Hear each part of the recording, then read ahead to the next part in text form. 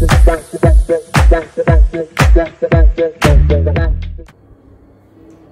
दोस्तों, आप सभी का मेरे चैनल पे फिर से स्वागत है।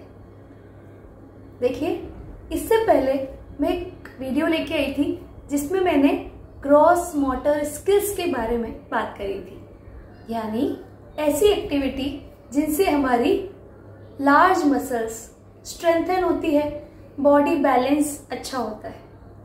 और उस वीडियो में मैंने आपसे प्रॉमिस किया था कि जल्द ही मैं एक और वीडियो लेके आऊंगी जिसमें हम बात करेंगे फाइन मोटर स्किल्स के बारे में, फाइन मोटर एक्टिविटी के बारे में। तो चलिए यहाँ पे हम अपना वीडियो स्टार्ट करते हैं।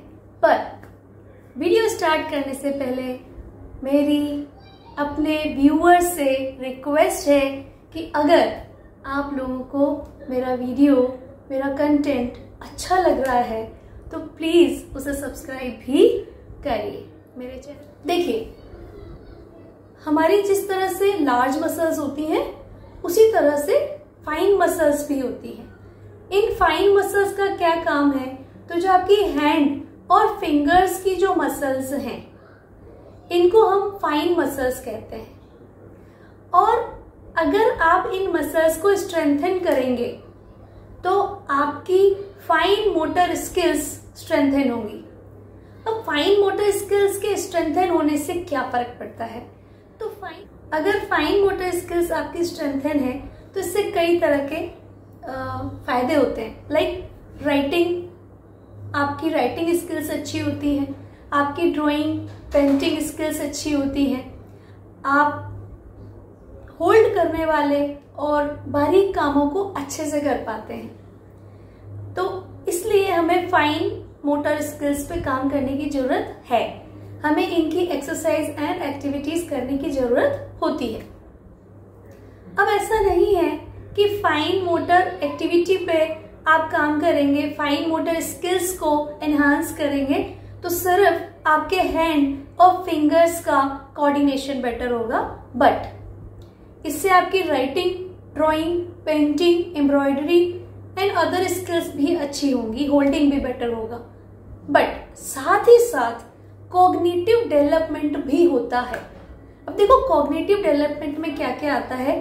तो स्पेशियल अवेयरनेस मीन्स आपके आसपास क्या क्या है, आपसे कोई भी ऑब्जेक्ट कितनी दूरी पे है, उसको होल्ड करने के लिए आपको कितना प्रेशर लगाना पड़ेगा, है ना, कोई चीज कितनी गहराई पे है, कितनी ऊंचाई पे है, इस तरह की जो अवेयरनेस है, कोई चीज आपसे कितनी दूर है, किस तरह की है, उसका टेक्सचर कैसा है, आपको कोई साउंड सुनाई दे रहा है या नहीं सुनाई दे रहा है, किस तरह के साउंड्स पे आप फोकस कर पा रहे हैं, किन कलर्स पे आप फोकस कर पा रहे हैं, इस तरह की कॉग्निटिव स्किल्स। दूसरा, हैंड्स एंड आईज के बीच का कोऑर्डिनेशन बेटर होता है। आप जो देख रहे हैं उसके हिसाब से अपने हाथों को कैसे यूज करना है, ये बेटर होता है। तो जो डेवलपिंग किड्स हैं उनके लिए ये काफी बेनिफिशियल हो गया है ना। तीसरा, इससे प्रॉब्लम सॉल्विंग एबिलिटी भी बढ़ती है। अब यहाँ पे हमें ये समझना जरूरी है कि जो हमारी फाइन मोटर डेवलपमेंट है वो एज बेस्ड है, इसीलिए जो हमारा फाइन मोटर एक्टिविटीज या एक्सरसाइज हैं जिससे इस डेवलपमेंट को हम अच्छा कर सकते हैं वो भी एज बेस्ड होती हैं। तो हम सबसे पहले बात करते हैं कि 0 से 2 इयर्स के बच्चों को किस तरह की फाइन मोटर एक्टिविटी करनी चाहिए। देखो, 0 से 2 इयर्स के जो बच्चे हैं वो कुछ इस तरह की एक्टिविटीज कर सकते हैं, like playing with soft toy means आप उसके सॉफ्ट टॉय का हैंड और लेग्स का मूवमेंट करा रहे हो, उसके साथ खेल रहे हो, या फिर स्क्रिबलिंग यानी पेन से या फिर मार्कर से या फिर चौक से स्लेट पर आप रेंडमली लाइंस खींच रहे हो, स्क्रिबलिंग कर सकते हो। अगर आप 0 से 2 इयर्स की कैटेगरी में हैं तो आप डो या फिर क्ले से भी जब खेलते हैं तो अपनी फाइन मोटर एक्टिविटीज को अच्छे से कर पाते हैं। इसके अलावा आप रिंग्स को स्टैक कर सकते हो एक के ऊपर एक, आप ब्लॉक्स को एक के ऊपर एक अरेंज कर सकते हो। इसके अलावा आप 2 एम्प्टी बाउल्स ले सकते हैं, एक में कुछ बीड्स या फिर दालें वगैरह डाल ली और उसको दूसरी बाउल में एम्प्टी कर दिया, फिर इसको वापस इस बाउल में एम्प्टी कर दिया, यानी फिलिंग एंड एम्प्टिंग एक्टिविटीज भी इसमें आपकी फाइन मोटर एक्टिविटी को डेवलप करेगी। दूसरा, अगर आप 3 से 5 साल की कैटेगरी में आते हैं, मीन्स 3 to 5 ईयर्स के हैं, तो आप पेपर कटिंग कर सकते हैं, स्ट्रिंगिंग बीड्स कर सकते हैं, यानी धागे में मोती पिरो सकते हैं, ट्रेसिंग शेप्स एंड लाइंस कर सकते हैं, प्लेइंग विद बिल्डिंग ब्लॉक्स यानी लेगो टाइप्स भी आप कर सकते हैं। अगर आप 6 से 12 साल की कैटेगरी में आते हैं तो जो आपकी फाइन मोटर एक्टिविटीज हैं वो क्या हो सकती है कि आप शू लेसेस को बांधने की प्रैक्टिस कर सकते हैं, आप बोर्ड गेम्स खेल सकते हैं, आप बिल्डिंग ब्लॉक से खेल सकते हैं, म्यूजिकल इंस्ट्रूमेंट्स को प्ले करने की प्रैक्टिस कर सकते हैं like piano, guitar, xylophone। Writing and drawing activity can also be done to enhance your fine motor development. और अगर आप टीनेजर या एडल्ट हैं तो इन दैट केस आप कीबोर्ड पे अगर टाइपिंग करते हैं तो ये भी आपकी फाइन मोटर एक्टिविटी को एनहांस करता है, क्योंकि इसमें आपकी थिंकिंग, आपके विजुअल एंड आपके हैंड्स साइमल्टेनियसली कोऑर्डिनेशन में काम करते हैं। इसके अलावा आप writing, drawing, painting, embroidery, cooking, chopping, इस तरह की जो एक्टिविटी करते हैं इससे भी आपकी फाइन मोटर एक्टिविटी एनहांस होती है। कुछ फाइन मोटर एक्टिविटी आपको डेमोन्स्ट्रेट करने के लिए मेरे बच्चों ने मेरी हेल्प करी है। मौलिक एंड गौरव कुछ फाइन मोटर एक्टिविटी करके आपको वीडियो में दिखा रहे हैं।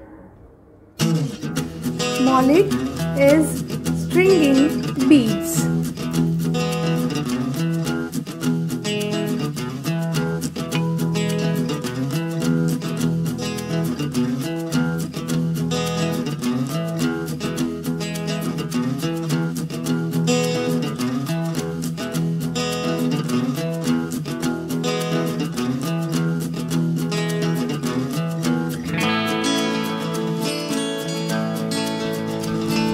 These are the safety scissors।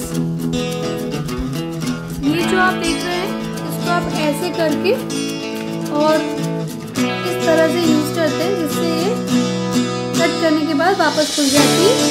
इसके अंदर शार्पनेस नहीं होती, इसलिए बच्चों को हाथ कटने का डर नहीं रहता है। तो इस तरह की सेफ्टी सीजर किसी भी स्टेशनरी की शॉप पे आपको मिल जाएगी। तो देखिए मौलिक किस तरह से पेपर की कटिंग कर पा रहा है सीजर से। इससे भी बच्चों की फाइन मोटर स्किल्स डेवलप होती हैं। ये एक्टिविटी क्या है? Cutting paper with safety seizures.